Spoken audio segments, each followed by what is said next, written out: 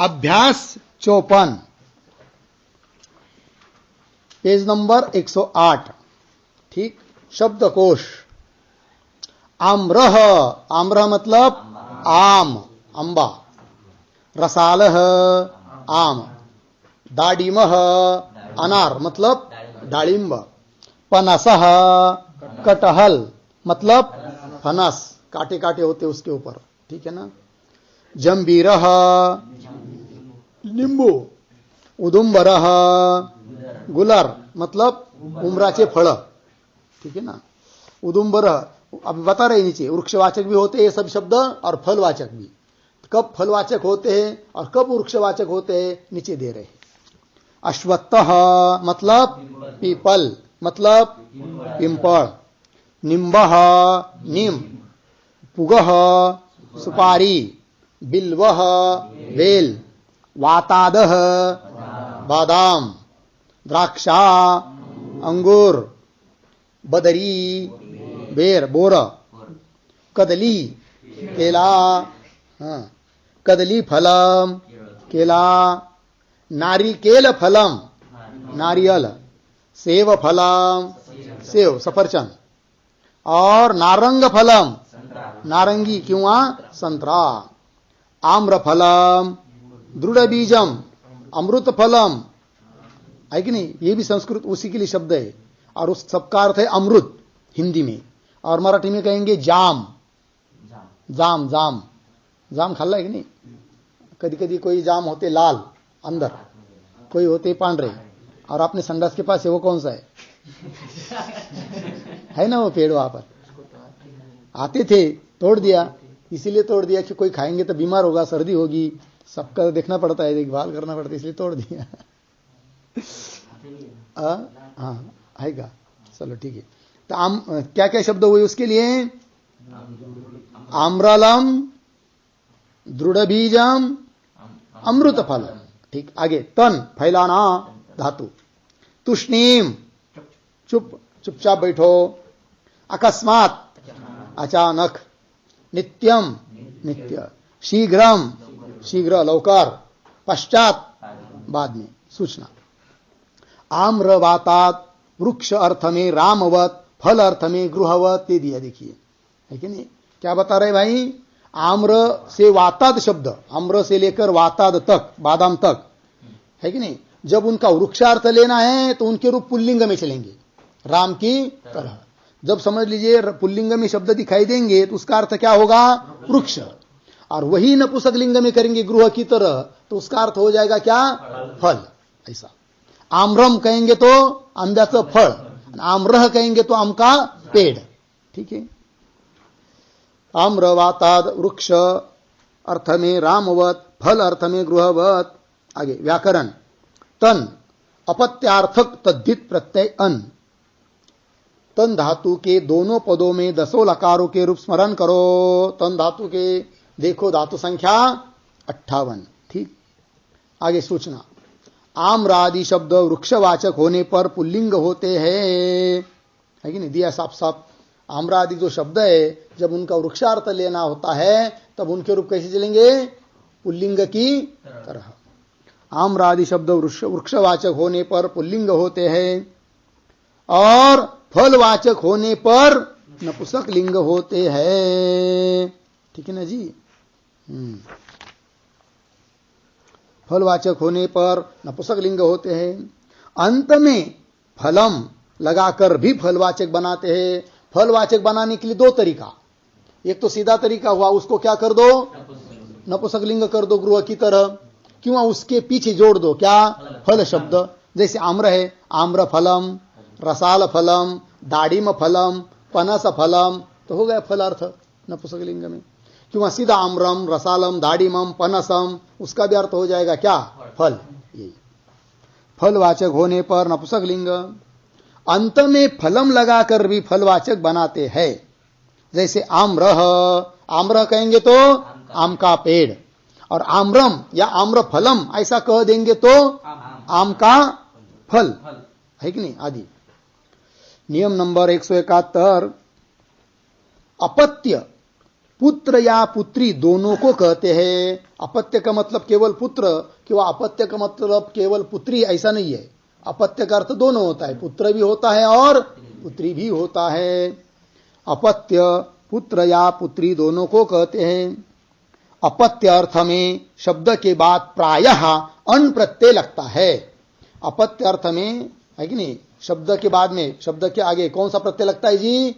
अन प्रत्यय लगता है। प्रायः अन का अशेष रहता है। ठीक, शब्द के सर्वप्रथम स्वर को वृद्धि होती है। देखिए भाई, अर्थात क्या होता है? अ को आ, ई को आई, उ को औ, रू को आर, और अंतिम यदि ऊ को ऊ रहेगा तो ऊ को होगा ओ होगा। देखिए ध्यान दीजिए, प्रत्यय होता है। कौन सा प्रत्यय होता है? अन प्रत्यय होता है। एक बात, अन प्रत्यय का क्या बचता है? अ बचता है। अन प्रत्यय किस अर्थ में होता है? अपत्य अर्थ में होता है। ठीक है ना, अन प्रत्यय किस में होता है? अपत्य अर्थ में होता है। और अन प्रत्यय जोड़ते समय धातु, सॉरी, अन प्रत्यय जोड़ते समय जिस शब्द को अन प्रत्यय जोड़ रहे हैं उसके आदि स्वर को क्या होती है? वृद्धि। आदि मतलब स्वर, मतलब पहला स्वर है कि नहीं। शब्द शुरू उदाहरण आएंगे उसके, शब्द शुरू होने के बाद जो भी कोई पहला लगेगा उसको क्या होगी? वृद्धि। वृद्धि होना मतलब अ को आ, ई को आई, उ को औ, रू को आर। ठीक है। और अन प्रत्यय जोड़ते समय जिस शब्द को अन जोड़ना है उस शब्द के अंतिम में यदि ई रहेगा, क्या रहेगा? ऊ रहेगा ना। हाँ, ऊ रहेगा तो उस ऊ को क्या होगा? ओ होगा। फिर संधि होगी उसके बाद।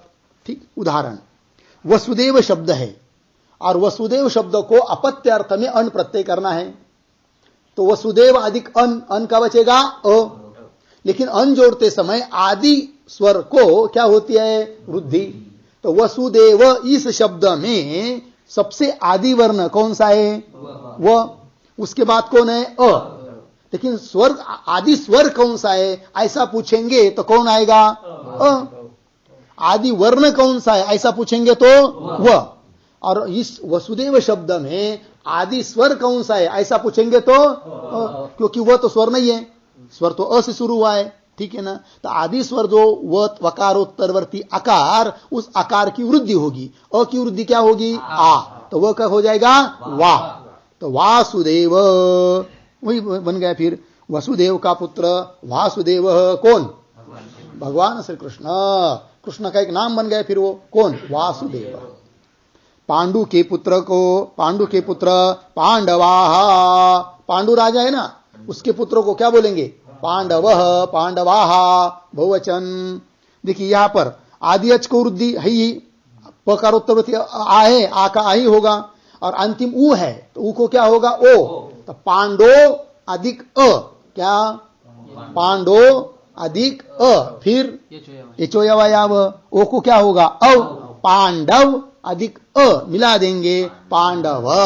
फिर राम, रामो रामाः, पांडव पांडवौ पांडवा, बहुत पांडव इसलिए पांडवाः बहुवचन कर दिया।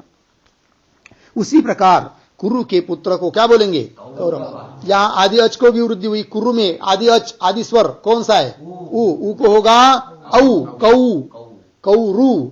और अधिक अन का अ, कौरु। रू में अंतिम वर्ण है कौन? ऊ, उसको होगा ओ, कौरो अधिक अ। फिर संधि यचोयवायावः, ओ को औ, कौरव अधिक अ मिला देंगे, कौरव। वही उसी प्रकार पृथा के पुत्र को पार्थाः, रघु का पुत्र राघवः, बस रीति वही ये सब। पुत्र का पुत्र पौत्रः, नातु।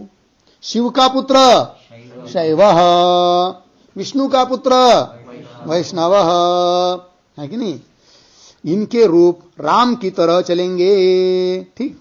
और स्त्रीलिंग में चलाना हो तो स्त्रीलिंग में ई लगाकर नदी के तुल्य, जैसे पौत्र ई लगाएंगे तो क्या बनेगा? पौत्री, है कि नहीं। शैव, शैवी, राघवः, राघवी, इस प्रकार रूप चलेंगे। आगे 172। अत ईय, अकारांत शब्दों से, कुछ शब्दों को छोड़कर, सबको नहीं लगता, अकारांत शब्दों से अपत्य अर्थ में अंत में ईय प्रत्यय होता है। ठीक है जी, कौन प्रत्यय होता है? ईय। ईय का ई शेष रहता है।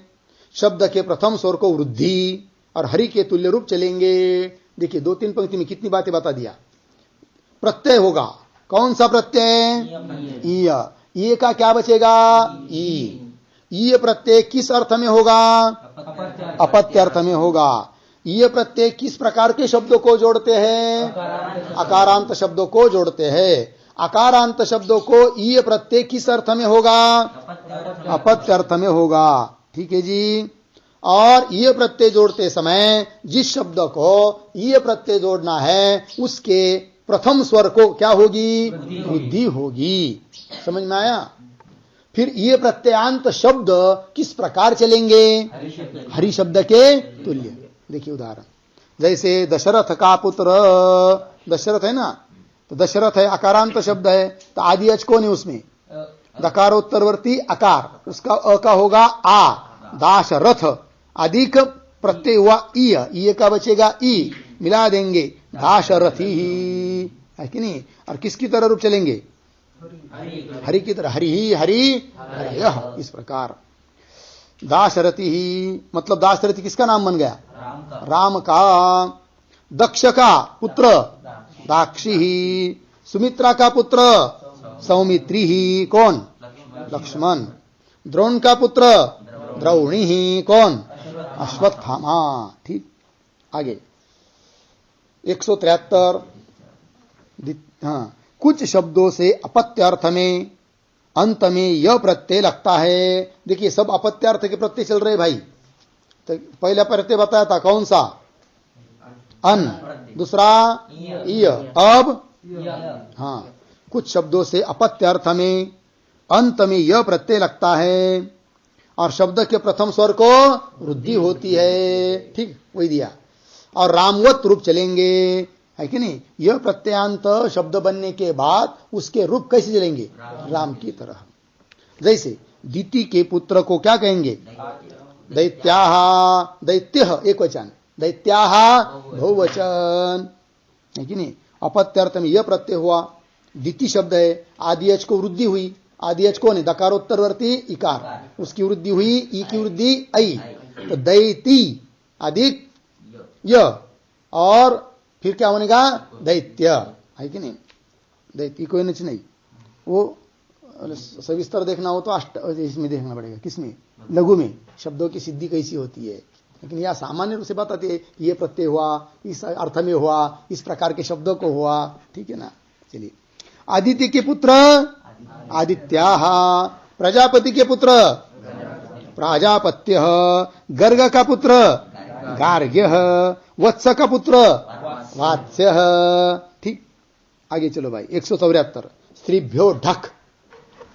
स्त्रीलिंग शब्दों से अपत्य अर्थ में, अपत्य अर्थ में चौथा प्रत्यय चालू हुआ। स्त्रीलिंग शब्दों से अपत्य अर्थ में अंत में एय लगता है।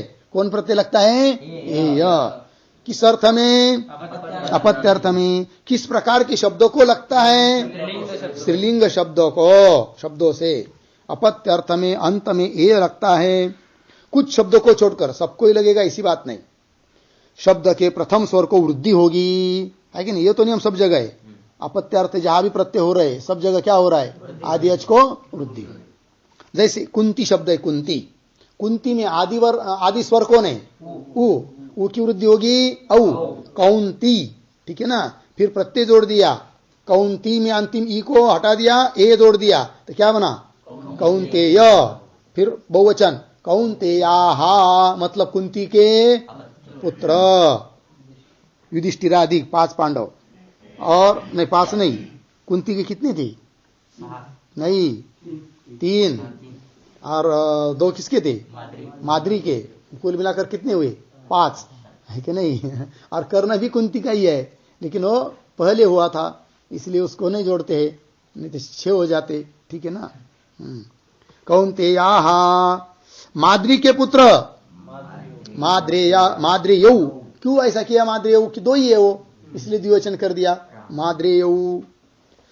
कौन? नकुल और सहदेव। राधा का पुत्र राधेय कौन? कर्ण। कर्ण को सब लोग क्या बोलते थे? राधेय बोलते थे। वो स्वयं को भी क्या समझता था? राधेय ही समझता था, है कि नहीं? राधेय मतलब राधा का पुत्र। बहुत बाद में पता चला कि मैं कौन हूं? कौंतेय हूं। ठीक है ना? चलो, वो बहुत बड़ी कहानी है भाई।